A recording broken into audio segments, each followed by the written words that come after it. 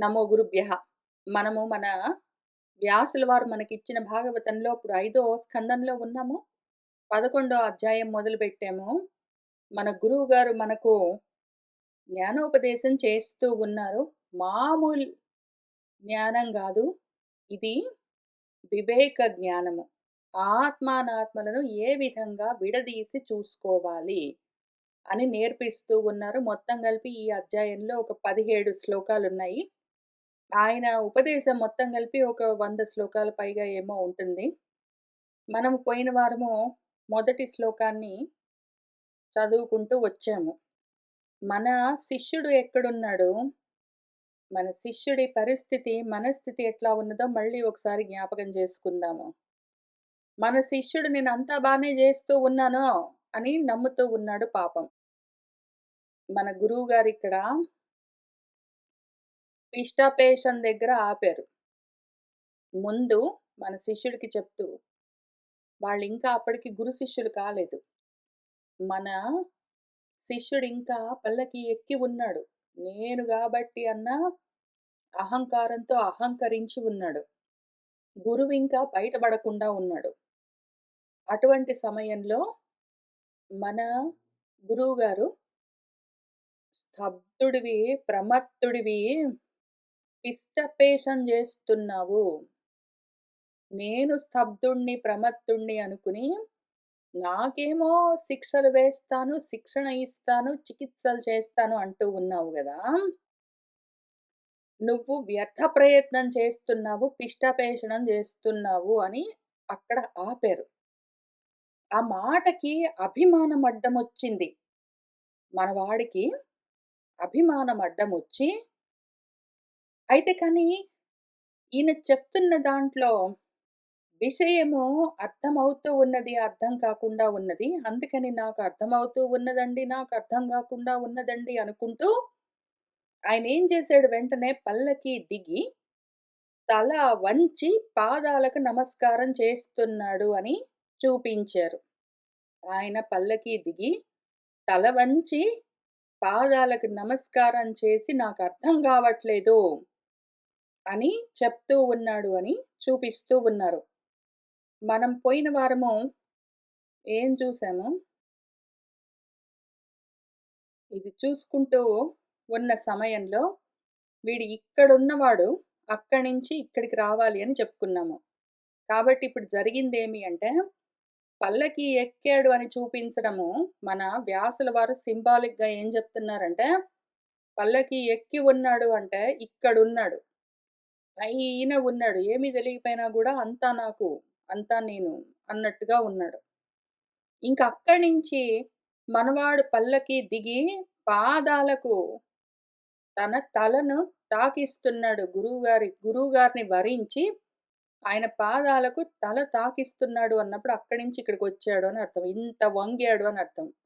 ఈ పీక్‌లో ఉన్నవాడు అక్కడి నుంచి ఇంత కిందికొచ్చి ఇక్కడికి పూర్తిగా కిందికి వంగాడు. నమ్రత, అణకువ, నమనము అన్నదానికి అర్థం ఇది. పూర్తిగా ఆయనలో అభిమానము అణిగిపోయి ఉండాలి ఈ సమయానికి. అయితే కానీ తర్వాత ఇంక అక్కడి నుంచి గురువు స్థితికొస్తాడు ఆయన ఒకవేళ నేర్చుకున్నాడంటే, తెలుసుకున్నాడంటే ఇంగ సో అండ్ సో ఫోర్త్. ఇప్పుడేమైందంటే మనవాడు కాబట్టి పూర్తిగా వంగాడు. ఇక్కడ పీక్‌లో ఉన్నాననుకున్నవాడు అక్కడి నుంచి పూర్తిగా వంగాడు. కానీ మాత్రం ఇంకా కొంత అహం అడ్డం వస్తూనే ఉన్నది. పూర్తిగా పోలేదు. నాకిది అర్థం కాలేదని జెప్తున్నాడు. కానీ పిచ్చపేసమని తిట్టాడు గదా! కొట్టిన పిండినే కొడుతున్నావు, వ్యర్థ ప్రయత్నం చేస్తున్నావనేసరికి, ఈయన నువ్వు చెప్తున్నది నాకు అర్థం గాలేదు అని చెప్తూ ఉన్న సమయంలో చివరికి మళ్ళీ, ఇది పినష్టి పిష్టం నా అన్నాడు. నవై అని గూడా అన్నాడు. కానే గాదు అని గూడా అన్నాడు. కొట్టిన పిండిని కొట్టడం కాదండి. నేను చేస్తున్న కర్మలన్నీ ధర్మంగా చేస్తూ ఉన్నాను. ఇదే గదా అచ్యుతారాధనము. దీనివల్లే గదా నా పాపాలన్నీ తొలగుతాయి. కాబట్టి నేను వ్యర్థ ప్రయత్నం చేయట్లేదు. పినష్టి పిష్టం నా వై అన్నాడు. కాబట్టి గురువుగారు చెప్పిన మాటకి మనసు చిన్నబుచ్చుకున్నది ఈయనకి. గురువుగారు అన్న మాటకి మనసు చిన్నబుచ్చుకున్నది. అయితే నేను ఇది చెప్పి వెళ్ళిన తర్వాత ఇక్కడే ఆగింది నా మనసు. ఈ రకంగా పిష్టపేషణాలు మనము ఎన్ని చేస్తూ ఉంటాము గదా! గురువులు ఇంత చెప్తూ ఉంటే గూడా, కాదు నేను పిష్టపేషణం జెయ్యట్లేదు. యాక్చువల్‌గా మంచి పనే జేస్తున్నాను. ధర్మం చేస్తున్నాను. ఇది నా కర్తవ్యం అనుకుంటూ మనం గూడా అట్లానే మాట్లాడతాము. చేస్తున్నది వ్యర్థ ప్రయత్నం రా నువ్వు అని జెప్పినా గూడా, లేదు నేను జేస్తుంది మంచి పనే అని ఆర్గ్యూ జేస్తాము. అది నా మనసులో అట్లనే నిలబడిపోయింది. చాలా సేపు నేను దాని గురించే భావన చేసుకున్నాను. ఎంతో సేపు. తర్వాత రోజు, ఆ తర్వాత రోజు గూడా.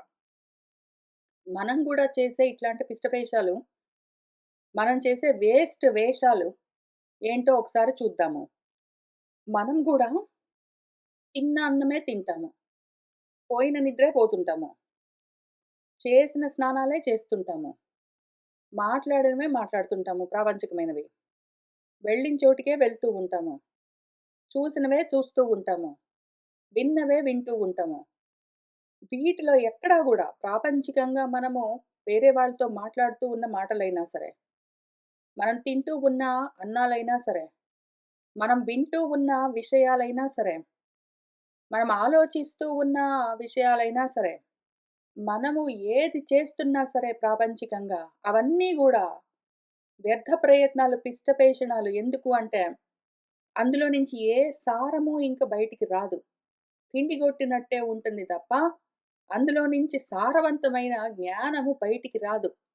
అవే అన్నాలు ఎంతకాలం వండుకొని తిన్నా సరే, అవే అంట్లు ఎంతకాలం తోమినా సరే, అవే ఒళ్ళు ఎంతకాలం రుద్దినా సరే, అవే మాటలు ఎంతకాలము వాగినా సరే, ఒక్క చోట గూడా పొద్దున లేచినప్పటి నుంచి రాత్రి పడుకునేంత వరకు గూడా అమోఘమైన ప్రయత్నము. మోఘము అంటే వ్యర్థము. అమోఘము అంటే వ్యర్థం కానిది, అర్థమై ఉన్నది ఏది ఉండదందులో. ప్రయోజనంతో కూడి ఉన్నది. నేనెవరు అని నేను తెలుసుకోవడానికి వీలుగా ఉన్న జ్ఞానపూరితమైన మాట గాని, చేష్ట గాని ఒక్కటి ఉండదు. కానీ అనంతంగా ఉంటాయి మాటలు, చేష్టలు. ఒక్కటి గూడా నేనెవరో తెలుసుకోవడానికి పనికొచ్చే విధమైన జ్ఞానాన్ని అందించేందుకు కావలసిన కర్మ గాని, మాట గాని రోజులో ఎన్ని ఉంటాయి? ప్రాపంచికమైన విషయాలైతే జీరో.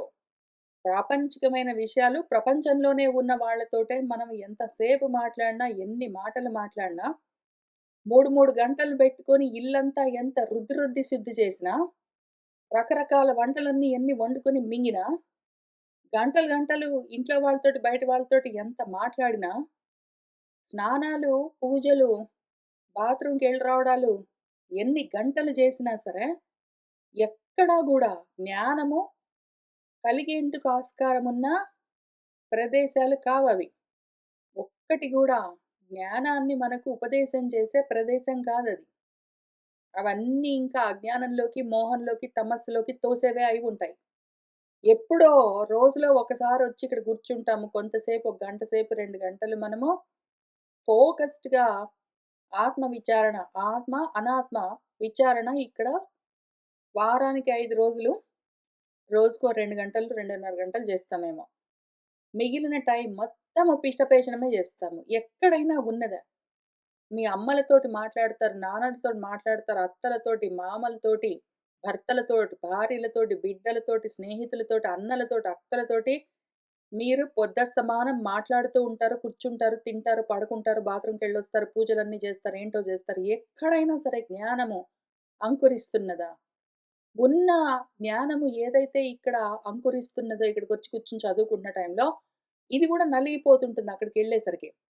ఇక్కడ కొంచెం జ్ఞానం ఇట్లా పైకొస్తుంటుంది. అక్కడికెళ్ళగానే నలిగిపోతుంటుంది. మళ్ళీ ఇక్కడికొచ్చి మళ్ళీ కొంచెం పెంచుతారు. మళ్ళీ అటు పోగానే నలిగిపోతుంటుంది. ఆ రకంగా పిష్టపేషణము. వాటి గురించి నీకెందుకు?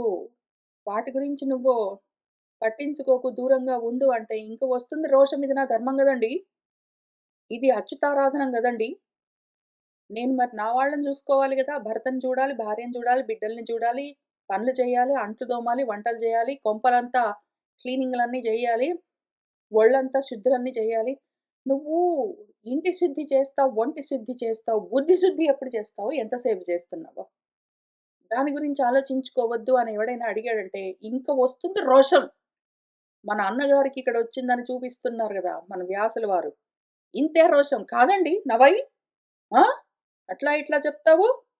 ఇల్లు శుద్ధి చేయాలి, ఒళ్ళు శుద్ధి చేయాలి. వాగిందే వాగి ఇంటి చుట్టు మొత్తం అందరు ఇంట్లో ఉంటారు. ఇంటి చుట్టుపక్కలుంటారు.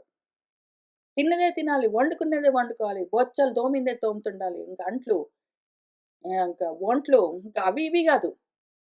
ఏమైనా అన్నామంటే మాత్రం ఇంక లేస్తారు ధర్మాలన్నీ మాట్లాడుకుంటూ. ఇట్లా ఉంటారు. ఇక్కడుంటారు. వాళ్ళు ఈ పీక్‌లో ఉన్నవాళ్ళు వచ్చి ఇక్కడ వంగినా సరే, ఈ వంగి గూడా మళ్ళీ అవే మాటలు మాట్లాడతారు. ఇంకా వాళ్ళకి ఆ అంకురిస్తున్న జ్ఞానం అసలు అంకురించలేదు. అంకురిస్తున్న జ్ఞానం నశిస్తూ ఉంటది మధ్య మధ్యలో. ప్రపంచంలోకెళ్ళినప్పుడల్లా. ఇక్కడుంటారు. ఇక్కడ ఉన్నవాళ్ళు అయినా సరే ఈ వాసన, పూర్వ వాసన పోదు. వాటినే తెచ్చుకుంటారు. ఇప్పుడు మనం అర్థం చేసుకోవాల్సిందేంటంటే, ఇక్కడ ఈ పీక్‌లో ఉన్నవాళ్ళు, ప్రపంచంలో కర్మలు చేస్తూ ఉన్నవాళ్ళు సడెన్‌గా గురువుగారి దగ్గరకొచ్చి వంగి, "నాకర్థం కాలేదు నువ్వు చెప్పు" అని అడిగినప్పుడు, ఆ సమయంలో గూడా ఇక్కడ ఈ వాసనలు పోతాయంటే పోవు. ఆ దుమ్ము, ఆ ధూళి, ఆ తమస్సు, ఆ చీకట్లు వాటిని అట్లానే పట్టుకొని ఇక్కడికొస్తారు. ఇంక వాళ్ళు కూర్చొని ఇట్లాంటి పద్యాలన్నీ జెప్తారు. ఇది నా ధర్మం అని మాట్లాడతారు వాళ్ళు ప్రతివాడు. దీనివల్లే ఇట్లా కర్మలు నేను ధర్మంగా చేసుకుంటూ పోయానంటే దాంతోటి నాలోని పాపాలన్నీ తొలగుతాయి. ఎట్లా పోతాయి? ఎట్లా? జ్ఞానం లేకుండా పాపం ఎట్లా పోతుంది? పాపము అంటే పతన కారణము. పతనం ఇక్కడి దాకా వచ్చావు గదా! ఇక్కడి నుంచి ఎక్కొద్దు. ఇక్కడికెందుకు పతనమయ్యావు నువ్వు? ఇక్కడ పీక్‌లో ఉన్నావు గాబట్టి ఇక్కడ పతనమయ్యావు కదా! దాని పేరు పాపం. పాపం అంటే ఏమి? పతనమయ్యావని అర్థం. ఇప్పుడు పతనమై ఉన్న నువ్వు జ్ఞానం కలిగితే గదా పైకెక్కేది, తరించేది. ఆ జ్ఞానము నువ్వు చేసే కర్మల్లో ఉన్నాయా? ఇల్లు రుద్దుకుంటూ, ఒళ్ళు రుద్దుకుంటూ కూర్చున్నావు అంటే జ్ఞానం కలుగుతుందా? దాంతో వస్తుందా నీకు పాపాలు తొలగే స్థితి? కలగదు. జీరో. పైగా స్వధర్మాన్ని ఆచరించడం అచ్యుత ఆరాధనం అన్నప్పుడు దీనికి అర్థం గూడా తెలీదు. చాలా మందికి ఈ పీక్‌లో ఉన్నవాళ్ళొచ్చి ఇక్కడ వ్యాలీలో పడ్డాక అయినా సరే పీక్‌లో ఉన్నంత వరకు వాళ్ళు ఏంటో ధర్మాలన్నీ చెప్పారు గదా! ఆ వాసన ఇంకా అజ్ఞానపు వాసన అట్లనే ఉంటుంది. దాంతోటే పెద్ద ధర్మాలన్నీ నిర్వచిస్తూ ఉంటారిక్కడ. కోటింగ్ అంతా చేస్తారు. స్వధర్మాన్ని ఆచరించడం అచ్యుత ఆరాధన అని చెప్తారు. స్వధర్మాచరణము అచ్యుత ఆరాధనము అని పెద్ద పెద్ద మాటలన్నీ చెప్తారు. ఇప్పుడు దీనికి అర్థం తెలుసా? స్వధర్మం అంటే ఏమి? ఆత్మధర్మము. అనాత్మలకు చేసే ధర్మాలన్నీ ఆత్మధర్మాలు ఎట్లా అవుతాయి? భార్యను చూడడం, భర్తను చూడడం, బిడ్డల్ని చూడడం, ఇల్లు శుద్ధి చేయడం, ఒళ్ళు రుద్దుకుంటూ కూర్చోవడం ఇవన్నీ చేస్తే అనాత్మ ధర్మాలు కావవి? ఆత్మధర్మం ఎట్లా అయ్యింది? ఆత్మధర్మం ఏంటో గూడా ఫస్ట్ ఆఫ్ ఆల్ తెలియదు. తర్వాత అచ్యుతం అంటే ఏమి? చ్యుతము కానిది ఏదున్నదో నువ్వు మొత్తమే చ్యుతమయ్యే, మొత్తమే అజ్ఞానంలోకి జారి చ్యుతం అంటే జారడం. మొత్తం అజ్ఞానంలో జారి నువ్వు అచ్యుతాన్ని జారడం అన్నది లేని స్థితిని ఎట్లా ఆరాధనం చేస్తావు? పైగా ఆరాధనం అన్న దానికి అర్థమేమి? భజనము, సేవనము, పూజ, అర్చనము, ఆరాధనము వీటన్నింటికి ఒకటే అర్థం చేరుకోవడము అని అర్థం. నువ్వు అచ్యుతమైన స్థితిని ఎట్లా చేరుతావు? అనాత్మ ధర్మాల్ని బెట్టుకుని. అమ్మని చూస్తాను, అక్కని చూస్తాను, అన్నని చూస్తాను, భర్తని చూస్తాను, భార్యని చూస్తాను, బిడ్డల్ని చూస్తాను, ఇల్లు చూస్తాను, పిలుకున్న చూస్తాను, మొత్తం అంతా అనాత్మలను చూస్తూ, అవి ధర్మాలని అనాత్మ ధర్మాలని పట్టుకున్న నువ్వు, అచ్యుతము ఏదైతే జారకుండా ఉన్నదో ఇటువంటి దేహేంద్రియ ప్రాణాల్లోకి జారకుండా ఉండడం అన్న స్థితిని ఎట్లా చేరుతావు? ఇంత ఆలోచన ఉండదు. ఎందుకు? ఇప్పుడే గదా! ఈ పీక్ నుంచి వ్యాలీకొచ్చింది. ఇక్కడికొచ్చి స్టెబిలైజ్ అయినప్పుడు తెలుస్తుంది. కానీ ఈలోగా మాత్రం పెద్ద మాటలన్నీ ఉంటాయక్కడ. చాలా సేపు సౌండ్ బైట్‌లన్నీ ఉంటాయి. చాలా సేపు సౌండ్ బైట్‌లన్నీ ఉంటాయి. ఇప్పుడు ఇటువంటి వాడిని పిష్టపేషణ నవై అని చెప్తున్న వాడిని రుద్దాలి అంటే గురువుగారు ఎంత ప్రయత్నం చేయవలసి ఉంటుంది. మొదలుపెట్టారాయన. మొదలైతే పెట్టారాయన. లోక వ్యవహారాలు వేరు. ఆత్మ అవమర్శ వేరు. ఆ రెండింటిని సహా కలిపి తెలివి కలిగిన వాళ్ళు నా అమనంతి. ఆలోచన చెయ్యరు. ఆత్మను, అనాత్మను కలిపి ఒక్క తాటికి కట్టి నువ్వు సాధించడానికి ప్రయత్నం చేస్తే వ్యర్థము. ప్రపంచంలోని కర్మలు నువ్వు ఎన్ని చేసినా సరే అందులో నుంచి నీకు జ్ఞానం కలగదు. అది కొట్టిన పిండిని కొట్టుకుంటూ కూర్చోవడమే. ఇష్టపేషణము, వ్యర్థ ప్రయత్నము అని మొదలుపెట్టారు. సరే ఇంతకది చూసాం గదా! ఇంకా తర్వాత ఏం చెప్తున్నారో చూద్దాము. తథా ఏవ రాజన్ ఉరు గార్హమేధవితాన విద్యా ఉరు విజృంభితేషు న వేదవాదేషు హి తత్వవాదః ప్రాయేణ శుద్ధః ను చక్క అస్తి సాధుః. తథా ఏవ అట్లానే రాజన్ రాజా, ప్రాపంచికమైన కర్మలు పిష్టపేషం అని చెప్పాను కదా, వాటన్నింటినీ ఆత్మకు తగిలించడం కుదరదు. ఆత్మ విచారణ సమయంలో ప్రాపంచికమైన విషయాలను కలపరాదు. ఆత్మ విచారణ, ఆత్మావమర్శ, తత్వమర్శ చేస్తున్న సమయంలో ప్రాపంచికమైన విషయాలు ఎంతవరకు మాట్లాడతాము అంటే, ఆ ప్రాపంచికమైన విషయాలన్నీ అనాత్మలు అని వాటిని వేరు చేసి చూడడం వరకు మాత్రమే.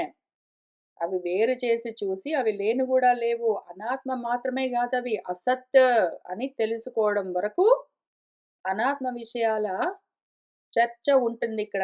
ఏవి అనాత్మలు అని తెలుసుకోవడం వరకే ఉంటుందిక్కడ. సరే ఇది ప్రాపంచికమైన కర్మలు చెప్పాను గదా! వేదం విషయం చెప్తాను పట్టిప్పుడు. వేదంలో చెప్పిన విషయాలు కూడా ఇంతే. అవి కూడా వేదంలో చెప్పినట్టు నువ్వు పూజలు, యాగాలు, కర్మలు, ఉపాసనలు ఎంత చేస్తూ కూర్చున్నా గూడా అవన్నీ గూడా పిష్టపేషణమే. అవన్నీ గూడా వ్యర్థ ప్రయత్నాలే. తథా ఏవ ఏ విధంగా, తథా అంటే అదే విధంగా. ఏ విధంగా ప్రపంచంలో కర్మలు చేస్తే ఎంత జ్ఞానం కలుగుతుంది నీకు? ఏమీ లేదు. రోజు అన్నం వండుకొని తింటావు, రోజు బాత్రూమ్‌కెళ్ళొస్తావు, రోజు ఒళ్ళు శుద్ధి చేస్తావు, రోజు ఇల్లు శుద్ధి చేస్తావు, రోజు దానవయ్య వాళ్ళతోటి అక్కర్లేని ప్రాపంచికమైన విషయాల గురించి మాట్లాడతావు. దానివల్ల నీకు ఎక్కడొచ్చింది, ఎంతొచ్చింది జ్ఞానం? రాలేదు కదా! ఏమాత్రం గూడా. అట్లానే వేదాలు పట్టుకొని కూర్చుంటే కూడా, ఓ రాజా, రజోగుణంతో ఉన్నవాడా, కర్మలు చేస్తూ కూర్చుంటావు గదా నువ్వు. కర్మలు చేస్తూ కూర్చుంటావు, కర్మలు చేస్తూ కూర్చుంటావు. నేను చెప్తున్నాను విను. ఉరు గార్హమేధ వితాన విద్య ఉరు విజృంభితేషు వేదవాదేషు. ఉరు అంటే ఇంకా గొప్ప, పెద్ద. గార్హమేధము అంటే గృహమేధం. అంటే గృహస్థాశ్రమంలో ఉండి ధర్మంగా కర్మలు చేయడం అని ఏదున్నదో. ఆ గార్హమేధం అందరూ ఇక్కడ రజోగుణంతో ఉన్నవాళ్ళు ఏం చేస్తారు? గృహస్థాశ్రమంలో ఉంటారు.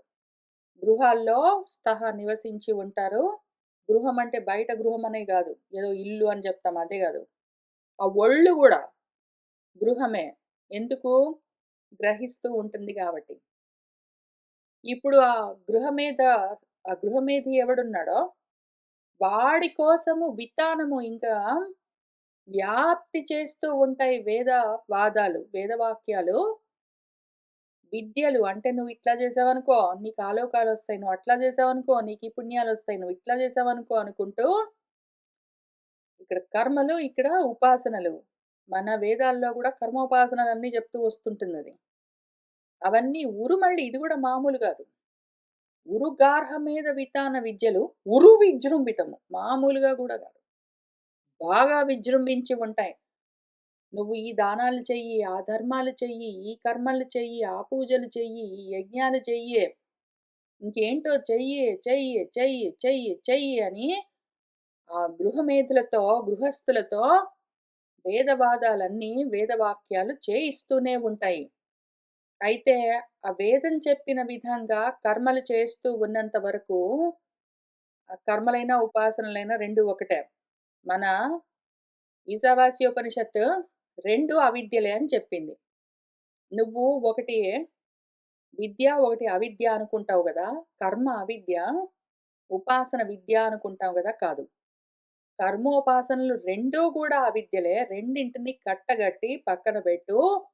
నువ్వు వాటిని ఆచరిస్తూ కూర్చున్నావంటే నీకు తమోపూరితమైన అంధకార బంధురమైన లోకాలంటే జన్మలే వస్తూనే ఉంటాయి.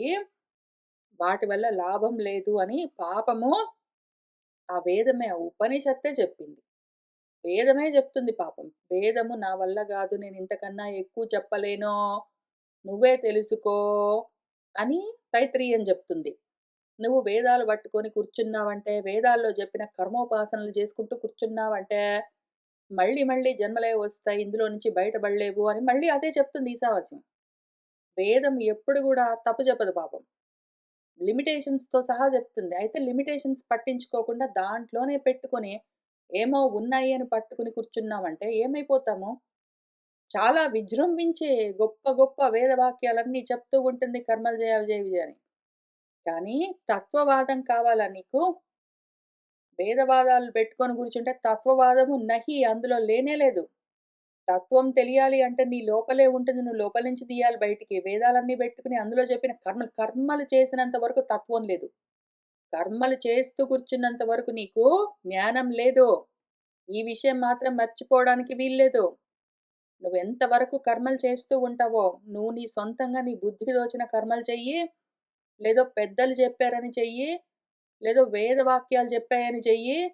నువ్వు ఈ 3 రకాలుగా ఏ కర్మలు చేసుకుంటూ కూర్చున్నా సరే, నీకు జన్మల్లో నుంచి మోక్షం ఉండదు. నహి. తత్వం ఎప్పటికీ తెలియదు. నీ స్థితి నీకు తెలియదు. కుదరదు. అశుద్ధమేదున్నదో, సాధు ఆ సన్మార్గం సత్తేదున్నదో, అది ఈ వేదవాదాల్లో ప్రాయేణ చాలా భాగము, ప్రాయేణ అన్నా, బహుశః అన్నా, ప్రాయశః అన్నా చాలా ఎన్నో విధాలుగా అని అర్థము. ఎన్నో విధాలుగా మన వేదవాదాల్లో తత్వవాదము, అశుద్ధము సత్వమేదున్నదో అది చకాస్తిహి ప్రకాశించదు. వేదవాదాల్లో చాలా మటుకు, చాలా భాగము ప్రాయేణ ఎంతో భాగము వేదాల్లో అశుద్ధమైన తత్వమేదున్నదో దాని గురించి చెప్పే మాటలు ఎక్కువగా ఆ వాదనలు, వాక్యాలు ఉండవు, ప్రకాశించవు. వేదాల్లో కర్మలు చేయి, ఉపాసనలు చేయి అని చెప్తూ ఉన్నంత వరకు ఆత్మజ్ఞానం గురించిన బోధ ఉండదు. ఒకవేళ ఎక్కడైనా తత్వవాదం ఉన్నది అంటే వేదవాదాల్లో, అది సరిగ్గా ప్రకాశించదు పైగా. క్లియర్‌గా అర్థం గాదు. చదవగానే వెంటనే తెలియడం అన్నది ఉండదు. ఎందుకు అంటే, క్లియర్‌గా చకాస్తి అంటే ప్రకాశించడము, మాటల్లో ఏది ప్రకాశించదు. బుద్ధిలో నీ లోపల ప్రకాశించాలి. వీటిని పట్టుకుని కూర్చున్నావంటే అక్కడే ఉంటావు. నువ్వు వేదాల్లో, వేదవాక్యాల్లో చెప్పిన కర్మోపాసనల్ని పట్టుకొని కూర్చున్నావో, లేదా వేదవాక్యాలనే పట్టుకొని కూర్చున్నావో, వేదవాక్యాలన్నీ, ఉపనిషత్తులన్నీ కోటింగ్ చేసుకుంటూ కూర్చుంటావో, లేదా వేదాల్లో చెప్పిన కర్మలన్నీ చేసుకుంటూ కూర్చుంటావో.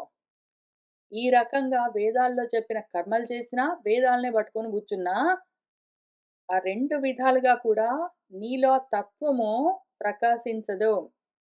నువ్వు ఈ వేదాలను ఎంతవరకు వాడగలవు అంటే, నీలో ఆ చిత్తము శుద్ధమయ్యేంత వరకు హెల్ప్ చేస్తాయి. కర్మల్ని ఏ విధంగా చేస్తే నీ చిత్తము శుద్ధమవుతుందని చెప్తాయి అంతవరకే. ఆత్మ మాత్రం అవి చూపించలేవు. నువ్వు ఆ విధంగా ప్రయత్నంతో వేదవాక్యాలు పెట్టుకొని సొంత ప్రయత్నంతో నీ అంతరంగం సిద్ధం చేసుకున్నావంటే, నీ అంతఃకరణం ఎప్పుడైతే శుద్ధమయ్యిందో, అప్పుడది సిద్ధమవుతుంది గాబట్టి, నీ లోపలే నీకు నీ గురించి తెలుస్తుంది. నీ లోపలే నీకు నీ గురించి తెలుస్తుంది. నీ గురించి నువ్వు బయట నుంచి తెలుసుకోవడం అన్నది ఉండదు. అర్థం ఎప్పుడైనా లోపలే అవుతుంది. నేనిప్పుడు చెప్తున్న ఈ మాటలన్నింటికి నేను ఓన్లీ సౌండ్ బైట్స్ మాటలు మాత్రం పంపగలను మీ వైపుకి. మీ చెవులు కావాలంటే దాన్ని పట్టుకోగలవు. కానీ, ఈ చెప్తున్న దానికి అర్థం ఎక్కడ అవుతున్నది? లోపల మీకవుతున్నది. నేను అర్థాన్ని ఇందులో నుంచి పంపించలేను. నేను అర్థాన్ని ఈ శబ్దాల్లో నుంచి పంపించలేను. నేను శబ్దాలు పంపిస్తాను. మీరు అర్థాన్ని లోపలే జేసుకోవాలి. నేను బయట నుంచి బలవంతంగా మీకు అర్థమయ్యేట్టు చెప్పడం లాంటివేముండవు. లేదా మీకు అర్థమయ్యేట్టు నేను చేయడం లాంటిదేదుండదు. నేను ఓన్లీ శబ్దం పంపిస్తాను. మీరు దాన్ని అర్థం చేసుకోవాలి. కాబట్టి వేదవాదాలు ఎంతవరకు పనిజేస్తాయి? చిత్తము శుద్ధం జేసుకోవడం వరకు మాత్రం హెల్ప్ చేస్తాయి. కానీ దాని తర్వాత దాని అర్థం మీరే జేసుకోవాలి. ఒకవేళ ఇంత మాత్రం తెలుసుకోకుండా కేవలం కర్మలు చేసుకుంటూ నా ధర్మాలండి అని చెప్తావా నువ్వు కూడా? నాకేం చెప్పావిక్కడ? నా ధర్మాలండి అని చెప్తావా? ఏమి ధర్మాలు? నువ్వు చేస్తున్న ధర్మాలన్నీ గూడా పినష్ట పిష్టాలు. అవన్నీ గూడా పిష్టపేషణాలు నీ ధర్మాలన్నీ గూడా వేదాల్లో జెప్పిన ధర్మాలన్నీ కేవలము ఆత్మశుద్ధికి, చిత్తశుద్ధికి పనిచేస్తాయి గానీ ఆత్మ ప్రాప్తికి పనికిరావు. అది మళ్ళీ నువ్వే అని చెప్తూ ఉన్నారు. ఇదే విషయము పోయిన వారం నేను అమృత బిందు ఉపనిషత్తు కోసం కూడా విచారణ చేశాను. మళ్ళీ ఇప్పుడు మన భాగవతం కోసం విచారణ చేస్తాను. భగవద్గీతలో వేదాలు పట్టుకుని కూర్చోకు చెడిపోతావు. దాటో దాటితేనే నీ స్థితిని నువ్వు చేరుకుంటావు అని రెండో అధ్యాయంలోనే చెప్పారు మన గురువుగారు. ఆయన ఏం చెప్పారంటే,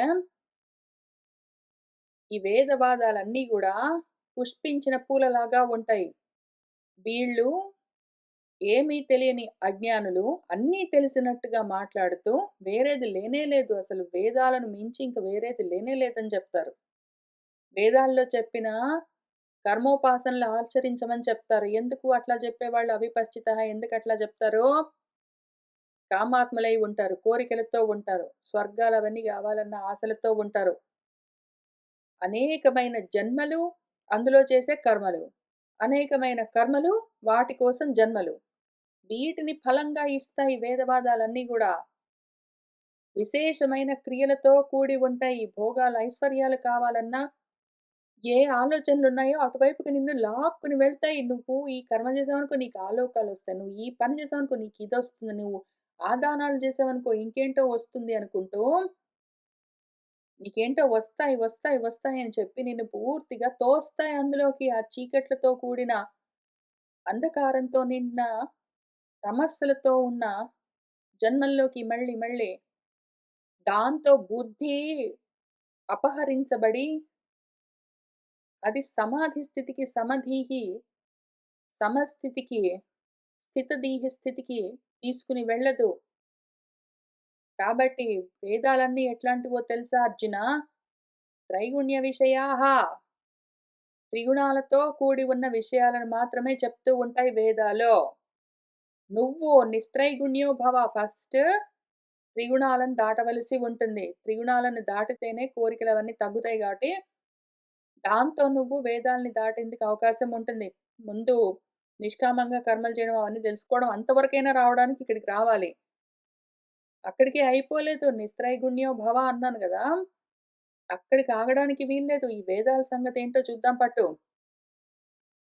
యావానర్థ ఉదపానే సర్వతః సంప్లుతోదకే తావాన్ సర్వేషు వేదేషు బ్రాహ్మణస్య విజానత. సర్వ వేదాలన్నీ మొత్తము అక్కడ పెట్టుకో నువ్వు కావాలంటే. మొత్తము వేదాలన్నీ నేర్చుకో, అప్పజెప్పు. కానీ అందులో ఉన్న విషయాన్ని పట్టుకోలేదనుకో, వాటి వల్ల ఉపయోగం లేదు. ఒకసారి నువ్వు వేదంలో చెప్పిన విషయాన్ని పట్టుకున్నావనుకో, ఇంక వేదాలతో ఉపయోగం లేదు. తెలుస్తున్నదా? వేదాలతో 2 విధాలుగా నీకు ఉపయోగం ఉండదు. వేదాల్లో చెప్తూ ఉన్న విషయాన్ని నువ్వసలు గ్రహించనే గ్రహించవనుకో, ఎంతకాలం వేదంలో చెప్పినట్టు కర్మలు చేసుకుంటూ కూర్చున్నావనుకో, వేదంలో చెప్పిన పరమార్థాన్ని పట్టుకోలేకపోయావు అంటే, వేదాలు నీకు పనికిరావు, వ్యర్థం. ఎప్పుడైతే నువ్వు వేదాల్లో చెప్పిన పరమార్థాన్ని పట్టుకోగలిగావో, ఆ తర్వాత ఇంక నీకు వేదాలతో పని లేదు. ఇంకప్పుడు గూడా అవి మళ్ళీ నీకు పనికిరావు. నువ్వెప్పుడైతే అందులో ఉన్న అర్థాన్ని పూర్తిగా గ్రహించావో, ఇంక వేదాలెందుకు నీకు అవసరం లేదు. అందులో ఉన్న విషయాన్ని గ్రహించడం అన్నదే లేదు నీకు. కేవలం కర్మలు చేసుకుంటూ కూర్చుంటావు అంటే, ఇంకెందుకు నీకు వేదాలు పని చెయ్యవు. వేదాలు నీకెంత వరకు పనిచేస్తాయి? వేదాల్లో చెప్పిన విధంగా నువ్వు జాగ్రత్తగా కర్మలు ఆచరిస్తూ వెళ్తే, దాంతో నీకు అంతఃకరణం శుద్ధమవుతూ ఉండాలి. అంతఃకరణం శుద్ధమైతూ ఉన్నది అంటే, ఎప్పుడైతే అంతఃకరణం శుద్ధమయిందో, ఇంక దాని తర్వాత తత్వ విచారణ నువ్వే చేసుకుంటావు. అర్థం నీకు లోపల గావాలి. అప్పుడింక వేదాల్ని పక్కన బెట్టి, అందులో ఉన్న విషయాన్ని పట్టుకున్నావు గాబట్టి, లోపల అర్థం నువ్వు చేసుకో. ఎందుకు చెప్తున్నానంటే, వాడెవడో ఉన్నాడనుకో, వాడి చుట్టూ చల్లటి శుద్ధోదకమంతా ఉంటే, వాడు ఏదో ఒక పక్కన చిన్న నీటి గుంట కోసం ప్రయత్నం చేస్తాడా? తెలుసుకోగలిగిన వాడికి ఎక్కడ పడితే అక్కడ ఉన్నదంతా ఈశ్వరమయమై కనిపిస్తూ ఉంటే, వీడు ఏదో వేదాలు పెట్టుకొని కూర్చుంటాడా? ఎక్కడ పడితే అక్కడ వేదవేద్యమైన పరబ్రహ్మము నేను అని తెలుస్తూ ఉన్నవాడు, ఆ బ్రాహ్మడెవడున్నాడో, విజ్ఞానతః తెలుసుకున్నవాడు, వేదాల్లో చెప్పిన విషయాన్ని అర్థం చేసుకున్నవాడెవడున్నాడో, వాడింక వేదాలను పట్టుకుని ఎందుకు కూర్చుంటాడు? మొత్తం అంతటా ఎక్కడ పడితే అక్కడ మంచి చల్లటి మంచినీళ్ళుంటాయి. చిన్న నీటి గుంట కోసం పరిగెత్తేవాడు ఎందుకుంటాడు ఎవడైనా? కాబట్టి నువ్వింకా వేదాల్ని పట్టుకొని కూర్చున్న నీటి గుంట పట్టుకొని కూర్చున్నావు అంటే, ఆ చుట్టూ నీకింకా నీళ్లు ఉన్నాయని తెలియట్లేదు. నీళ్లు లేకుండా పోలేదు. చక్కటి, చల్లటి, శుద్ధమైన మంచి నీళ్లు లేకుండా పోలేదు. ఈశావాస్యమిదం జగత్ మొత్తం అంతా. నీకు తెలియట్లేదు అని అర్థం. కాబట్టి ఇక్కడే దీన్నే పట్టుకుని కూర్చోకు ఫలితం లేదు.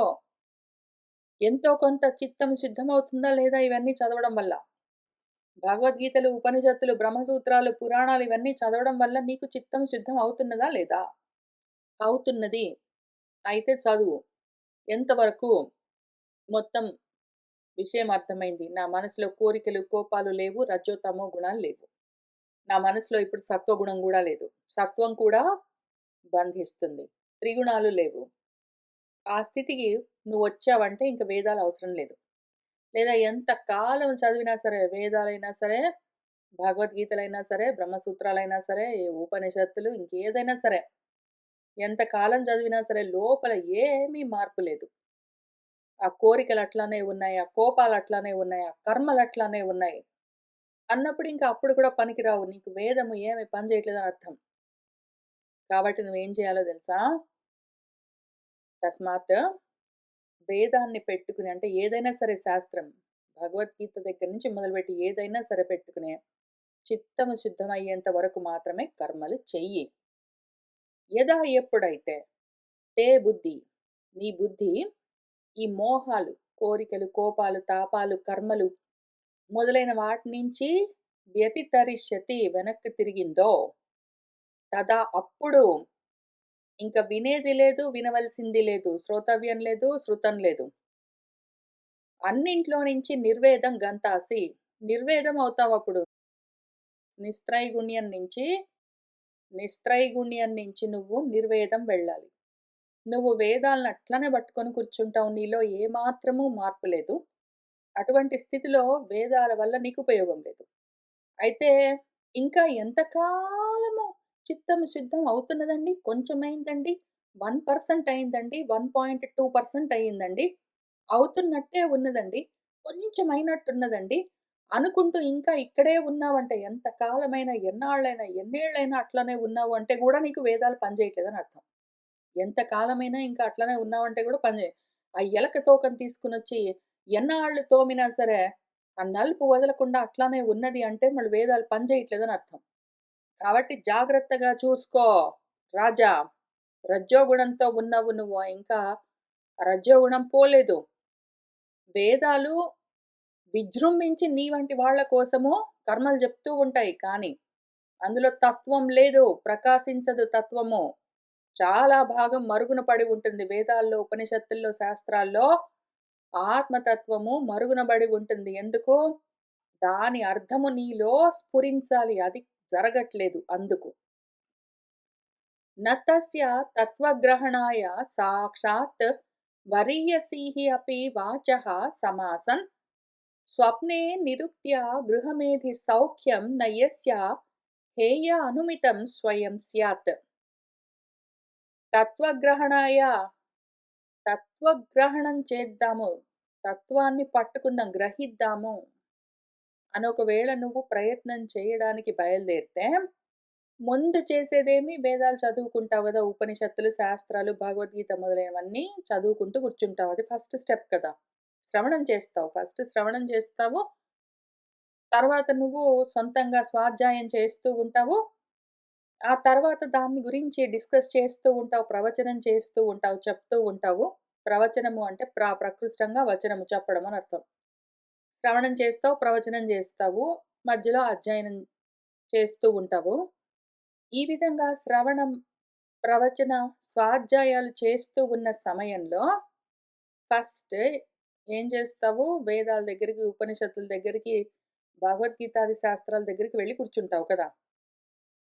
అవి సాక్షాత్తుగా వరీయసీః అపి. అవి చాలా గొప్పవే, శ్రేష్టం పాపం. వరం అవి. అవన్నీ మంచివి. మన వేదోపనిషత్తులో భారతం, రామాయణం, భాగవతం మొదలైన పురాణాలు, భగవద్గీత మొదలైన శాస్త్రాలు మళ్ళీ భారతంలోనే ఉన్నాయి. ఇవన్నీ గూడా చాలా గొప్పవి. అన్నీ వరీయస్. అన్నీ గొప్పవి. శ్రేష్టం. అపి అయినా కూడా ఆ మాటలు ఆ తత్వ గ్రహణం చేయడం కోసము, తత్వాన్ని గ్రహించడానికి నా సమాసన్ సరిగా ఉండవు. ఆ శబ్దాల్లో నుంచి డైరెక్ట్‌గా నువ్వు అర్థం పట్టుకుందామని ట్రై చేస్తే అవి సరిగ్గా ఉండవు. ఎందుకు అంటే శబ్దాలకు లిమిటేషన్ ఉంటుంది. శబ్దాలకు లిమిటేషన్ ఉంటుంది. అవి ఓన్లీ ప్రాపంచికమైన విషయాల కోసం, లోక వ్యవహారాల కోసం ఉంటాయి శబ్దాలేవైనా సరే. ఇదేమో అర్థము. కాబట్టి మాటలు అటు ఇటుగా ఉంటాయి. ఎట్లా అర్థం చేసుకుంటే అట్లా తెలుస్తూ ఉంటాయి. తత్వాన్ని ఉన్నది ఉన్నట్టు యథార్థంగా గ్రహించడానికి సరిపోవు. సాక్షాత్తుగా, డైరెక్ట్‌గా వేదాల్లో నుంచే, వేదవాక్యాల్లో నుంచే, భగవద్గీతలో నుంచే, ఇంకేదైనా సరే శాస్త్రంలో నుంచి డైరెక్ట్‌గా ఆత్మను పట్టేసుకుందాము అంటే, డైరెక్ట్‌గా పట్టుకోవడానికి తగిన విధంగా ఉండవవి. ఇప్పుడు స్వప్నం ఉన్నదనుకో, స్వప్నంలో గృహమేధి అంటే గృహస్థు ఒకడున్నాడు. ఆమె గాని, ఆయన గాని గృహస్థాశ్రమంలో ఉన్నవాళ్ళు ఎవరైనా సరే. వాళ్ళకు వాళ్ళనుభవించే సౌఖ్యాలెట్లా ఉంటాయి? ఏదో తినడం, ఎక్కడికో వెళ్ళడం, ఏదో చూడడం, ఏదో మాట్లాడడం ఇవే గదా! సుఖాలు. ఇవన్నీ గూడా స్వప్నంలో తెలుస్తూ ఉంటాయి. మనము రాత్రిపూట నిద్రపోతూ ఉన్నప్పుడు కలలో ఏవో కలలు కంటూ ఉంటాము. అందులో ఎక్కడెక్కడికో వెళ్తాం, ఏంటో చూస్తాం, ఏంటో తింటాం, ఏంటో ఆలోచన చేస్తాం, ఎవరితోటో మాట్లాడుతుంటాము, కింద పడతాము, పైకి లేస్తాము, ఏనుగు అంబారీ ఎక్కుతాము, రైలెక్కిపోతుంటాము, ఏంటో చేస్తుంటాం అనుకోండి. అవన్నీ గూడా మేల్కున్న తర్వాత నిజమా? ఆ పదార్థాలన్నీ ఉన్నాయా అంటే, పదార్థాలు సరే అని అసలు కలే లేదు. నిజంగా పదార్థాలు లేవు, అవన్నీ అనర్థాలు. అవన్నీ నిజంగా ఉన్న పదార్థాలు కాదు అని నీకు తెలుస్తుంది గదా! అట్లా నువ్వేం జెయ్యి కూర్చొని, ఈ జాగ్రత్త అవస్థ గూడా స్వప్నం లాంటిదే అని విచారణ చెయ్యి అని మనకు మాండూక్యోపనిషత్తు చిలక్కి చెప్పినట్టు చెప్తుంది. దానికి మన గౌడపాదుల వారు చాలా కారికలు రాసిచ్చారు. దానికి మన శంకర్ల వారు ఎంతో భాష్యం అనుగ్రహించారు. దాన్ని మనం ఓపిక చేసుకొని సంవత్సరాల తరబడి అధ్యయనం చేస్తున్నాము. ఎంత అర్థమయ్యింది? ఎంత అర్థమయ్యింది? వచ్చిందా చూడ్డము? ఇదంతా గూడా కల, మిథ్య, నిజంగా లేదు. కలలో ఏవేవో పదార్థాలు చూసినట్టు అనిపిస్తుంటుంది గదా! మేలుకున్న తర్వాత అవన్నీ లేవని తెలిసినట్టు. ఇక్కడ ఈ జాగృతిలో ఉన్నవి గూడా మొత్తం అన్నీ లేని పదార్థాలు ఉన్నట్టుగా అనిపిస్తాయి అని గదా చెప్తుందది. అది చెప్పగానే అర్థమయ్యిందా? ఎవడికైతే హేయ అనుమితం ఇదంతా నిజంగా లేదు వదిలిపెట్టు. ఈ ఎగ్జాంపుల్ పెట్టుకొని స్వప్నంలో చూసినలాంటి పదార్థాలు ఇవన్నీ నిజంగా లేవు. గృహమేది సౌఖ్యమంతా గృహస్థుగా నేనుండి చదువుకుని, ఉద్యోగాలు చేసి, డబ్బులు తెచ్చుకుని, పెళ్ళిళ్ళు చేసుకుని, పిల్లల్ని కని వాళ్ళని పెంచుతూ, ఏమో పంచ యజ్ఞాలని చెప్తారు. మన మనుస్మృతి దగ్గర నుంచి మొదలుపెట్టి, భారతం దగ్గర నుంచి మొదలుపెట్టి, రకరకాలుగా ఇవన్నీ జెయి, అవన్నీ జెయి అని స్మృతులన్నీ చెప్తాయి. శృతులన్నీ జెప్తాయి. అవన్నీ ఆ విధంగా నేను చేస్తూ ఉన్నాను గదా! ఈ గృహమేది సౌఖ్యాలన్నీ గూడా స్వప్నంలో ఉన్నలాంటి లేని పదార్థాలు. స్వప్నం నిజంగా ఉన్నదా? అందులో పదార్థాలు వేరుగా ఉన్నాయా? లేని పదార్థాలు అని ఈ అనుమాన ప్రమాణంతో. స్వప్నమన్న ఒక ఉదాహరణ బెట్టుకొని, ఆ అనుమాన ప్రమాణంతో ఈ గృహమేది సౌఖ్యాలు గూడా నిజంగా లేవు. ఇవన్నీ హేయం.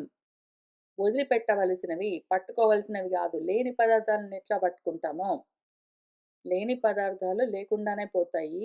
వాటిని వదిలిపెట్టాలి, వాటిని పట్టుకోరాలదు. ఇవన్నీ అసత్ పదార్థాలు అని వదిలిపెట్టాలి అని మన మాండూక్యం చెప్పింది. అట్లనే వేరే శాస్త్రాలన్నీ చెప్తాయి. స్వయంగా ఆ విషయము వాడికి అర్థమయ్యిందా? ఈ అనుమాన ప్రమాణంతో వదిలిపెట్టాలి అని వాడికి అర్థమయ్యిందా? నా స్యాత్ కాదు. అట్లా వేదవాక్యాలు చెప్పినంత మాత్రాన డైరెక్ట్‌గా అర్థం మనకొచ్చేస్తుందేంటి? అది చాలా చెప్తుంది. అర్థం మన లోపల కలగాలి. వాడికది కలగదు. ఎంత దూరమైతే వాడికి ఆ శబ్దాలు, వేదవాక్యాలు, శాస్త్ర విషయాలు, గురువుల ప్రవచనాలు, వీడి స్వంత స్వాధ్యాయము ఎన్ని చేసినా సరే అదంతా శబ్దబ్రహ్మము. దానివల్ల అర్థము, పరమార్థము, యథార్థము దాని పాటికదే లోపల కలగదు నీకు. ఆ శబ్దాలు చెవులో పడ్డంత మాత్రాన నీ బుద్ధిలో జ్ఞానం కలగడం అన్నది ఉండదు. నీకు అర్థం అయ్యేంత వరకు ప్రయత్నం చేయాలి. ఆ అర్థం అయ్యేంత వరకు ప్రయత్నం చేయడం కోసం మాత్రం వేదాలున్నాయి. నీకు అర్థమే కావట్లేదు అంటే వేదాలు పనిచేయవు. అర్థం అయిపోయిన తర్వాత వాటి వల్ల ప్రయోజనం లేదు. కాబట్టి నువ్వు అందులో ఉన్న విషయం అర్థం చేసుకోవడానికి ట్రై చేయి. అందులో చెప్పిన కర్మలు చేసుకుంటూ కూర్చోడానికి గాదు. అందులో చెప్పిన కర్మలు చేసుకుంటే ఇది నా ధర్మమని నువ్వు ఎంత కాలమైనా చెయ్యి. నీకు అందులోని అర్థం మాత్రం గ్రహింపుకు రాదు. యావత్ మనః రజసా పూరుషస్య సత్వేన వా తమసా వా అనురుద్ధం చేతోభిః ఆకూతిభిః ఆతనోతి నిరంకుశం కుశలం చ ఇతరం వా. నీకెందుకు అర్థం కావట్లేదు? ఇన్ని చదువుతావు. ఇన్నీ చదువుతావు. భగవద్గీత చదువుతావు. పోనీ మిగిలిన సమయం వదిలిపెట్టు. మిగిలిన సమయం ప్రపంచంలో వాడితో, వీడితో మాట్లాడడం, వంటలు చేసుకోవడం, మింగడం, అంట్లు తోముకుంటూ కూర్చోవడం, ఇల్లు శుద్ధి చేస్తూ కూర్చోవడం, ఒళ్ళు శుద్ధి చేస్తూ కూర్చోవడం, వంటలు చేస్తూ ఉండడం, ఉద్యోగాలు చేస్తూ ఉండడం, డబ్బులు తెచ్చుకోవడం, ఇంక పిల్లల్ని పెంచడం, పెళ్ళిళ్ళు చేసుకోవడం, ఇంకేంటో చేయడం, అటు వెళ్ళడం, ఇటు రావడం, అవి వినడం, ఇవి మాట్లాడడం, ఇట్లాంటివి మొత్తము వ్యర్థమైన కర్మలతో నీ రోజు చాలా భాగము ఖర్చయిపోయినా గూడా, మిగిలిన కొంత సమయంలో ఒకటో, రెండో గంటలొచ్చి ఇక్కడ కూర్చొని చదువుతావు. పోనీ ఇంటికి వెళ్లి కూర్చొని ఇంట్లోనైనా సరే ఒకటో, రెండో గంటలు, 2, 3 గంటలేమైనా స్వాధ్యాయం చేస్తావనుకో. ఇక్కడ అందరితో కలిసి కూర్చొని కొద్ది గంటలు, నువ్వు సొంతంగా కూర్చొని కొన్ని గంటలు ప్రయత్నం చేస్తున్నావనుకో. చేస్తున్నావు గదా ఎంతో కొంత. పోనీ 5, 6 గంటలు చేస్తున్నావు. లేదా 10 గంటలు, 12 గంటలు ప్రయత్నం చేస్తున్నావు ప్రతిరోజు. ప్రతిరోజు 10, 12 గంటలు చదువుతావు. అర్థమైతుందా? ఇంకా అయిందా? అవే భగవద్గీతలు, అవే ఉపనిషత్తులు, అవే బ్రహ్మసూత్రాలు, అవే పురాణాలు. ఎన్నాళ్ళు చదివినా సరే, ఎంత స్వాధ్యాయం చేసినా, ఎంత శ్రవణం చేసినా, ఎంత ప్రవచనం చేసినా, ఆ మననం సమయంలో నీకు అర్థం అవుతూ ఉన్నదా? స్ఫురిస్తూ ఉన్నదా? కాదు. కావట్లేదు కదూ! తెలియట్లేదు కదూ! హేయానుమితము స్వయంగా నీకు నస్యాత్ కలగట్లేదు కదూ! ఎందుకో తెలుసా?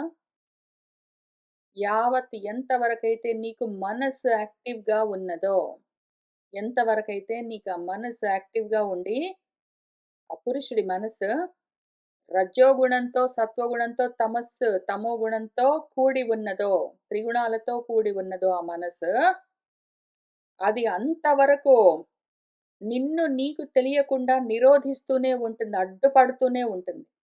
నీ మనసే నీకు అడ్డుపడుతుంది. నువ్వెవరో నీకు తెలియకుండా నువ్వు చదువుతున్న ఇన్ని శాస్త్రాల్లోని విషయము నీకు అర్థం గాకుండా అడ్డుపడుతున్నదేంటో తెలుసా? నీ మనసే. నువ్వు ఇన్ని శాస్త్రాలు ఇంత కాలంగా, ఇంత శ్రద్ధగా, ఇంత భక్తితో, ఇంతగా అధ్యయనం చేసినా గూడా, నీకు ఎందుకు దాని అర్థం స్ఫురించట్లేదు అంటే, నీ మనసే నీకు 3 గుణాలతో కలిసి అడ్డుపడుతూ ఉన్నది. అందుకనే దీన్ని అర్థం చేసుకోవడానికి మళ్ళీ మనము అమృత బిందు ఉపనిషత్తును చదువుకుంటూ వస్తూ ఉన్నాము. మన ఏవ మనిషాణం కారణం బంధ మోక్ష యోహో అని అక్కడ గూడా పాపం మన ఉపనిషత్తే చెప్తూ ఉన్నది.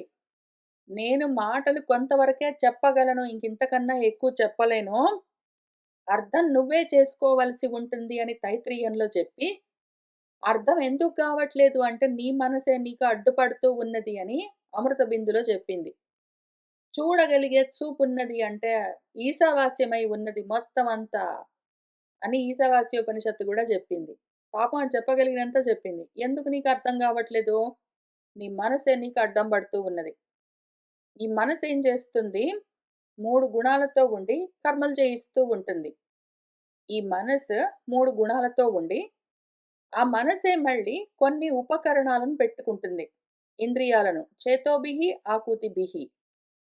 చేతోభిః జ్ఞాన ఇంద్రియాలతో, ఆకూతిభిః కర్మేంద్రియాలతో. జ్ఞానేంద్రియాలు, కర్మేంద్రియాలని బెట్టుకుని నిరంకుశంగా అడ్డు అదుపు లేకుండా అంకుశము అంటే అంకుశం పెట్టి ఏనుగుని మావటి ఎట్లా అదుపులో పెడతాడో, అట్లా అదుపులో పెట్టడం నీకు చేత గావట్లేదు. నీ మనస్సు ఏనుగులాగా, ఎద్దులాగా దానిష్టమొచ్చినట్టు ప్రవర్తిస్తూ ఉంటే, అడ్డు అదుపు లేకుండా, నువ్వు దాన్ని అదుపులో పెట్టడం ఎట్లా అన్నది ఇంకా తెలుసుకోలేకుండా ఉన్నావు. నువ్వొకవేళ నీ దేహమన్న రథంలో కూర్చుని ఉంటే, ఆ దేహమన్న రథానికి ఇంద్రియాలు గుర్రాలనుకో, నీ మనసు పగ్గమనుకో, నీ బుద్ధి సారథి అనుకో, నువ్వు రథికుడివనుకో, ద్వంద్వాలు చక్రాలనుకో, ఆయుధాలు ఏవో ఆలోచనలనుకో అనుకుంటూ మనకు మన భాగవతమే ఇంతకు ముందున్న స్కందంలో పురంజన ఉపాఖ్యానం చెప్తూ ఎక్స్‌ప్లెయిన్ చేస్తూ వచ్చింది. ఇదే విషయం మళ్ళీ మనకు భారతంలో మన శౌనకుల వారు ధర్మరాజుకి ప్రవచనం చేస్తూ, నీ ఇంద్రియాలు గుర్రాలై నీ మనసు వాటి వెంటబడి వెళ్ళిపోతూ ఉంటే, నువ్వు ఆ రథంలోనే కూర్చొని గూడా వాటిని అదుపు చేసేందుకు అశక్తుడివై ఉంటే, ఆ ఇంద్రియాలు వెళ్ళిపోతూ ఉంటాయి. వాటి ధర్మం గాబట్టి ప్రపంచం వైపుకు. వాటి వెనకాల మనసు వెళ్ళిపోతే, అది నిన్ను కూడా లాక్కొని పోతుంది. నువ్వేమైపోతావు? ఆ దేహం గూడా అటు బడిపోతుంటే, ఆ దేహమే నేననుకుని దాంతో పాటు బడిపోయి నువ్వు గూడా, నేనే కర్మలు జేస్తున్నాను, నేనే అన్నం తిన్నాను, నేనే ఇల్లు తుడిచాను, నేనే ఉద్యోగం చేశాను, నేనే ఇంకేంటో చేశాననుకుంటూ, పక్కదారిలో నుంచి వెళ్ళిపోతావు. నీ స్థితిని నువ్వు చేరలేవు అని చెప్తూ వచ్చింది భారతం గూడా పాపం. అంత నిరంకుశంగా ఉంటుంది మనస్సు. నువ్వు దాన్ని నిగ్రహించలేకపోతే, అది నిన్ను ఈడ్చుకుంటూ వెళ్ళిపోతుంది. ఈ 3 దారాలు వేసి కట్టి గుణాలు అంటే తాళ్ళనర్థం. ఈ 3 తాళ్ళు వేసి నిన్ను కట్టి పశువులాగా, బలి పశువులాగా నిన్ను ఈడ్చుకుని లాక్కుని పోతూ ఉంటే, నువ్వు చేతగాని వాడిలాగా అసలు అది లాక్కుని పోతుందని కూడా తెలియక, అదే నేను అనుకుని అంత తాదాత్మ్యత చెంది కుశలం వా, ఇతరం వా అదేదో నీ ఇంద్రియాలతో కుశల కర్మలు అంటే పుణ్యకర్మలు అంటుందది. ఇతర కర్మలు అంటే పాపకర్మలు అంటుందది. పుణ్యకర్మలు చేద్దాము, పాపకర్మలు చేయొద్దు, లేతే పాపకర్మ అప్పుడప్పుడు చేస్తే పర్వాలేదు అని ఏంటో రకరకాలుగా దాని ఇష్టం వచ్చినట్టు ఆ మనసు ఏంటేంటో చెప్తూ అడ్డు అదుపు లేకుండా నీ ఇంద్రియాలతో ఆటలన్నీ ఆడుతూ ఉంటే, దాన్ని అడ్డుకునే శక్తి, జ్ఞాన బలము లేక నువ్వు అందులో కూలబడి ఉన్నావంటే ఏమైపోతావు? అందుకని నీకు ఎన్ని చదివినా సరే విషయం అర్థం గాదు. ఎందుకు అర్థం గావట్లేదు? ఇంత స్పష్టంగా చెప్తూ ఉంటే? ప్రతి శాస్త్రం ఇంత క్లియర్‌గా ఎక్స్‌ప్లెయిన్ చేస్తుంటే గూడా నీకెందుకు అర్థం గావట్లేదు? నీ మనసే నీకు అడ్డం బడుతూ ఉన్నది. సహ వాసనాత్మా విషయోపరక్తః గుణప్రవాహः వికృతः షోడశాత్మా బిభ్రత్ పృథక్ నామభిః రూపభేదం అంతఃబహిష్ట్వం చ పురైః తనోతి. సహా అదోటున్నది. నీ మనస్సు అని ఒకటున్నది గదా! అదే నీకు అడ్డం పడుతుంటుంది. మళ్ళీ భగవద్గీతలో. నీ మనసే నీకు కావాలంటే బంధువై ఉంటుంది. నువ్వు ఒకవేళ దాన్ని అదుపులో పెట్టుకోగలిగితే నీ మనసే నీకు బంధువై నిన్ను నీకు తెలుసుకునేందుకు అవకాశం ఉపాధి అది నీకు ఉపయోగపడుతుంది. ఒకవేళ నువ్వు నీ మనసుని అదుపులో పెట్టుకోలేకపోతే అదే నీకు శత్రువై నీ నాశానికి కారణమవుతుంది అని మన భగవద్గీతలో గూడా జెప్పారు. అటువంటి సహ నీ మనహ ఉన్నదో అది. అది ఎట్లా ఉంటుంది? దానికి కొన్ని లక్షణాలు చెప్పుకున్నాం గదా! త్రిగుణాలతో ఉంటుంది. జ్ఞానేంద్రియ, కర్మేంద్రియాలతో పనులు చేయిస్తూ ఉంటుంది. వాటిని దాని వశంలో బెట్టుకుని. మంచి పనో, చెడు పనో, కుశలం వా, ఇతరం వా చేయిస్తుంటుంది నిరంకుశంగా. అదింతకి ఎట్లా తయారయ్యింది? ఆ మనస్సు ఎందుకు, ఎట్లా తయారయ్యింది? మనస్సు యొక్క స్వరూపమేమి? అది గుణాలను పెట్టుకుని ఇంద్రియాలతో ఏదో మంచి పనిలో, చెడ్డ పనిలో చేయిస్తూ ఉంటుంది సరే గాని, అది దాని స్వరూపమేమి? మనసు యొక్క స్వరూపమేమి అంటే, వాసన స్వరూపం అది. వాసనల పోగు. వాసనలంటే ఏవైతే నీలో వసించి ఉంటాయో అనర్థం. ఏదైతే నిన్ను ఆచ్ఛాదనం చేస్తాయో, కప్పేస్తాయో అనర్థం. ఇప్పుడు వాసన ఎట్లా మొదలవుతుంది అంటే, ఏదో ఒక సమయంలో నువ్వు ఏదో ఒకటి తిన్నావో, చూసావో, విన్నావో, ఏంటో అనుభవించావనుకో. ఒక పని చేసావు, దానివల్ల నీకేదో ఒక అనుభవం కలిగిందనుకో. ఇప్పుడు ఆ చేసిన పని కూడా అయిపోతుంది. ఆ అనుభవం కూడా నశిస్తుంది. ఏదో నువ్వు వంకాయ కూర తిన్నావనుకో. వంకాయ కూర అన్న పదార్థం, ద్రవ్యము, వంకాయ కూరను నువ్వు తినడము అన్న కర్మ, పని. వంకాయ కూర తినడం వల్ల నీకేంటో సంతోషం అనిపించిందో, బాధ అనిపించిందో ఏదో ఒక అనుభవము. అవన్నీ గూడా నశిస్తాయి. అవన్నీ గూడా ఆ టైం దాటిందంటే అవి ఏవి ఉండవు మరి. వంకాయ కూర ఉండదు, నువ్వు తినడం అన్న కర్మ ఉండదు. దానివల్ల నీకేంటో బలమొచ్చిందో, ఏంటో ఒకటొచ్చిందో, ఎలర్జీ వచ్చిందో అట్లాంటివి గూడా ఉండవు. అవన్నీ టైం అయిందంటే దాటిపోతాయి, ఉండవింక. కానీ వాటి తాలూకు జ్ఞాపకం మాత్రం ఉంటుంది గదా! ఆ జ్ఞాపకాల రాశి, అటువంటి జ్ఞాపకాల సమూహము, ఆ గుట్ట ఏదున్నదో దాన్ని మనసు అని పిలుస్తారు. అది వాసనా స్వరూపం. అంటే ఈ రకంగా జ్ఞాపకాలన్నీ పోగై మనసుగా ఉంటుందది. మనసుని ఖాళీ చేయడం ఎట్లా? వాసనలు క్షయం చేయడం ఎట్లా అంటే, జ్ఞాపకాలను పట్టించుకోకుండా ఉండడము. కొత్త జ్ఞాపకాలు చేసుకోరాదు. ఉన్న జ్ఞాపకాల్ని పట్టించుకోరాదు. ఇట్లాంటివేవో చెప్తారు. అది చేయడం చాలా కష్టం. కానీ, ఆ వాసనలేవున్నాయో, వసించి ఉన్న జ్ఞాపకాలు, అవన్నీ కలిసి ఆ ముద్ద, దాని పేరు మనస్. అది విషయోపరక్తః, పోనీ కొత్త వాసనలు చేసుకోవద్దు, పాత వాసనలు పట్టించుకోవద్దు అంటే అంత మాత్రానికే సరిపోదు.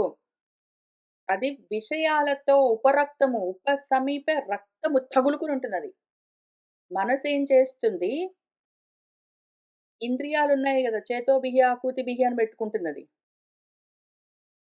ఈ జ్ఞాన ఇంద్రియాలు, కర్మ ఇంద్రియాలేవున్నాయో, కర్మ ఇంద్రియాలు పక్కన పెడదాం. జ్ఞానేంద్రియాలు పట్టుకుందాం. జ్ఞానేంద్రియాలకు వాటి విషయాలుంటాయి. విషయాలు అంటే జనరల్ థింగ్స్, మ్యాటర్స్ అట్లాంటిది కాదు దానర్థం. విషయము అంటే ప్రతి ఇంద్రియానికి దాని విషయం ఒకటుంటుంది. కన్ను అన్న ఇంద్రియానికి దృశ్యం అని, పంచతన్మాత్రల్లోది దృశ్యం ఏదున్నదో రూపము, అది కన్ను అన్న ఇంద్రియానికి విషయం. ఆ విషయాలు ఎన్నైనా ఉండొచ్చు. దృశ్యాలు, రూపాలు ఎన్నైనా ఉండొచ్చు గానీ, ఆ రూపాలు, దృశ్యాలు అవన్నీ గూడా పదార్థాలు. అసల దృశ్యం అన్నదేదున్నదో అది కన్నన్న ఇంద్రియానికి విషయం. ఇదేం చేస్తుంది? ఈ జ్ఞానేంద్రియాల్లో కన్ను అన్న ఇంద్రియం పట్టుకుని, దాని కనెక్టెడ్ రూపమన్న విషయాన్ని పట్టుకుని, రక్తము దానికి బాగా తగులుకునుంటుంది. సో, ఏమైందిప్పుడు? నీ మనస్సు ఇంద్రియం దగ్గర ఆగదు. ఇంద్రియాల విషయాల దాకా వెళ్లి తగులుకుంటుందది. మధ్యలో ఇంద్రియాలు only via media support system. ఆ ఇంద్రియాల ద్వారా విషయాలను పట్టుకుంటుంది. నీ మనస్సు కన్ను అన్న ఇంద్రియం ద్వారా రూపాలను తగులుకుంటుంది. రక్తమై ఉంటుంది. ఉపరక్తము. నీ మనస్సు చెవు అన్న ఇంద్రియం ద్వారా శబ్దాలను తగులుకుని ఉంటుంది. నీ మనస్సు నాలుక అన్న ఇంద్రియం ద్వారా రుచులను తగులుకునుంటుంది. నీ మనస్సు చర్మం అన్న ఇంద్రియం ద్వారా స్పర్శలను తగులుకుంటుంది. నీ మనస్సు ముక్కు అన్న ఇంద్రియం ద్వారా వాసనలను తగులుకుంటుంది. ఇంకా తగులుకోవడం అంటే మామూలు గాదు. ఉపరక్తం బాగా. క్లోజ్‌గా తగులుకొనుంటుంది. నీ మనసు అక్కడే ఉంటుంది. వాటితోటే తిరుగుతుంటుంది. ఇంకేం చేస్తుంది? ఆ విషయాల మీద రాగంతో ఆ మనసు ప్రతిదీ కన్ను తెరిచి చూసావంటే ఒక వాసన తయారు చేస్తుంది, స్టోర్ చేసుకుంటుంది. అందుకే దాన్ని ఆశయం అని పిలుస్తారు. అది కర్మాశయం అది, మలాశయం అది. అది ఆశయము అంటే రిజర్వాయర్ అందులో పెడుతుంది. అందులో అదే రిజర్వాయర్ బేసిక్‌లీ. అందులో పెట్టడం గాదు. ఆ మనసు అట్లా ఎక్స్‌పాండ్ అవుతుంటుంది. ఆ రిజర్వాయర్ అట్లా ఎక్స్‌పాండ్ అవుతుంది. పొద్దున లేచినప్పటి నుంచి ఎన్ని విషయాలు చూసుంటామో, తినుంటామో, విని ఉంటామో, తాకి ఉంటామో, వాసన జూసి ఉంటామో. మొత్తం ఉన్నవి 5 పాపం విషయాలు. ఉన్న విషయాలు 5. కానీ వాటి సంబంధంగా ఉన్న పదార్థాలు ఎన్ని చూసుంటాం, ఎన్ని వినుంటాం, ఎన్ని తాకి ఉంటాం, ఎన్ని వాసన జూసుంటామో, ఎన్ని రుచి జూసుంటామో. అవన్నీ ఏమవుతున్నాయి ప్రతి క్షణము చూసినవి, విన్నవి, తిన్నవి, తాకినవి, వాసన చూసినవి ప్రతిదీ వచ్చి మనసుగా మారుతున్నాయి. మనసంటే ఏమి? వాసనల కుప్ప. ఈ వాసనలన్నీ విషయాల వల్ల, విషయాల పైన దీనికున్న అనురాగంతో, ఉపరక్తితో కన్ను తెరిచి చూసావంటే అదొక జ్ఞాపకం తయారు చేసుకుంటుంది. మనసు దాంతో నిండుతుంటుంది. పెరుగుతూ ఉంటుంది. దాన్ని ఎట్లా ఇప్పుడు నువ్వు నిగ్రహిస్తావు? ఎట్లా? ఎట్లా చేయగలవు? అది గుణ ప్రవాహము. అంటే ప్రకృష్టంగా వహిస్తుంది. గుణాలతో నిన్ను ఈడ్చుకొని పోతూ ఉంటుంది. అది వికృతము. విశేషంగా కృతం. వికృతం అంటే వికారం. వికృతం అంటే అగ్లీగా ఉన్నది అని అర్థం చెప్పరాదు. వికృతము, వికారము అంటే అగ్లీగా ఉన్నది, చూడబుద్ధి గాకుండా ఉన్నదని దానికి అట్లా గాదు అర్థం జెప్పేది. వికృతము అంటే విశేషంగా వేరు వేరుగా కృతం కల్పించబడ్డది. వేరు వేరుగా వేరు వేరుగా కల్పించబడ్డది. జాగ్రత్తగా విని అర్థం జేసుకోండి. ఇది మనసు వికృతము. ఇప్పుడు నేను మామిడికాయ అన్నాననుకోండి. మీ మనసు మొత్తం మామిడికాయలాగా మారిపోతుంది. నేను మామిడి పండు అన్నాననుకోండి. మీ మనసు మొత్తం మామిడి పండుగా మారుతుంది. నేను చెట్టు అన్నాననుకోండి. మీ మనసు మొత్తం ఏదో ఒక చెట్టుగా మారుతుంది. అది ఆ రకంగా విశేషంగా కల్పించబడుతుంటుంది. అప్పటికప్పుడు అందులో అన్ని రకాల వాసనలు అంటే స్టాంపింగ్ ఉంటుంది. దాంట్లో చాలా స్టాంపింగ్ ఉంటుంది. ఏ శబ్దం వింటే దానికి తగిన రూపాన్నది అప్పటికప్పుడు ఆ విధంగా మారిపోతుంది మనసు. నేను టేబుల్ పైన ప్లేట్‌లో మామిడికాయ ఉన్నది. అది కోసుకోవడానికి ఒక కత్తి ఉన్నది అనగానే టేబులు, ప్లేటు, మామిడికాయ, కత్తి అన్నిగా అదే మారుతుంది. వికారం అంటే విశేషంగా ఆకారం తీసుకుంటుంది మనసే. అదెందుకు తీసుకుంది? అది వాసన. దానికి తెలుసు. ఆ జ్ఞాపకాలున్నాయి. టేబుల్ అంటే ఏంటో, మామిడికాయ అంటే ఏంటో, కత్తి అంటే ఏంటో, ప్లేట్ అంటే ఏంటో దానికి ఆ వాసనలున్నాయి. దాన్ని బట్టి అది అప్పటికప్పుడు ఆకారం మార్చుకుంటుంది ఎప్పటికప్పుడు నీ మనసు. ఆ రకంగా అప్పటికప్పుడు మారిపోతూ రూపాన్ని మార్చుకుంటూ ఉన్నదాన్ని ఎట్లా పట్టుకొని నువ్వు కంట్రోల్ చేయగలననుకుంటున్నావు? ఎట్లా పట్టుకొని కంట్రోల్ అప్పటికప్పుడు మారుతుంటుందది. ఎప్పటికప్పుడు మారుతూ ఉంటుంది. అట్లా మారిపోతూ ఉన్నదాన్ని నువ్వు ఎట్లా పట్టుకొని, ఎట్లా కంట్రోల్ చేయగలననుకుంటున్నావు? అది పైగా షోడశాత్మ ఎట్లా కంట్రోల్ చేయాలంటే ఇక్కడే ఆన్సర్. అది షోడశాత్మ. మనసు 16 విషయాలతో కూడి ఉంటుంది. నువ్వు వీటిని కంట్రోల్ చేస్తే మనసుని కంట్రోల్ చేయొచ్చు. మనసు మాటిమాటికి శబ్దం వినగానే తన ఆకారం మార్చేసుకుంటుంటుంది. ఆ రకంగా మారిపోతూ ఉన్నదాన్ని డైరెక్ట్‌గా పట్టుకోవడం కష్టం. కానీ దానికొక మార్గం ఉన్నది. షోడశాత్మ అది. 16 కూడి ఉంటుంది. 16తో కూడిన స్వరూపం అది. అది పృథక్ నామభిః రూపభేదం. రకరకాల నామాలతో, రూపాలతో వేరు వేరు రూపాలు. రకరకాల రూపాలతో, ప్రతి రూపానికి ఒక నామంతో అది దానిష్టమొచ్చిన రూపాన్ని బిభ్రత్ ధరిస్తూ ఉంటుంది. మామిడి పండు అన్నది నామం. మామిడి పండు రూపమేదో మనసులో మీకు ప్రకాశిస్తే చకాస్తి అది రూపం. కాబట్టి మామిడి పండు అనగానే మనసు మామిడి పండు రూపంగా మారి, మామిడి పండు అన్న పేరుతో ఉంటుంది. ఆ రకంగా మనసే ఎన్నో రూపాలు ధరిస్తూ ఉంటుంది. మళ్ళీ ఏం చేస్తుందది? ఈ నామాలతో, రూపాలతో బయట ఉన్నట్టుగా కనిపించేలాగా చేస్తుంది. బయట బహిః అంతః లోపల, లోపల బయట ఏంటేంటో ఉన్నట్టుగా పురైః తనోతి రూపాలు, రూపాలు పురాలు అంటే దేహాలు, దేహాలు పెట్టుకున్నది ఇంకా వ్యాప్తి చెందుతూనే ఉంటుంది. ఇంకింతే విషయము. రూపాలు నామాలు, రూపాలు నామాలు, రూపాలు నామాలుగా మనసే విస్తరిస్తూ పోతుంది నీ లోపల, నీ బయట కూడా. నీ మనస్సు లోపల మాత్రమే లేదు, బయట కూడా అదే వ్యాపిస్తున్నది. నీ కన్నన్న ఇంద్రియం ద్వారా రూపమన్న విషయాన్ని పట్టుకుని బయట వ్యాపిస్తుంది రూపాలుగా. నీ లోపల అదే విధంగా నామరూపాలతో వ్యాపిస్తుంటుంది. ఇట్లా ఉన్న ఈ మనసుని నువ్వు ఎట్లనో కంట్రోల్‌లోకి తెచ్చుకోలేదనుకో, నిన్ను ఈడుస్తూనే ఉంటుంది జన్మల్లోకి. అది విషయము. ఇంకా నిన్ను అట్లా విషయాల్లోకి ఈడుస్తూ ఉన్నంత వరకు నీకు ఈ శబ్దాల్లో నుంచి అర్థం పట్టుబడదు. నువ్వు ఎంత విన్నా, ఎంత కాలం విన్నా, ఏమి జేసుకున్నా సరే మనసు అడ్డం పడ్డంత వరకు మాత్రము, నువ్వు దాన్ని అర్థం చేసుకొని దాన్ని నువ్వు నిగ్రహించినంత వరకు మాత్రము, నీకు ఎన్ని చదివినా విషయం అర్థం గాదు అని చెప్పారు. ఇవాల్టికి ఇక్కడికి ఆపుతాను. ఇంకేంటి చెప్తున్నారో, ఈ మనసుని ఏమి జేయొచ్చో మనం విచారణ చేసుకుంటూ వెళ్దాము. శుభం భవతు.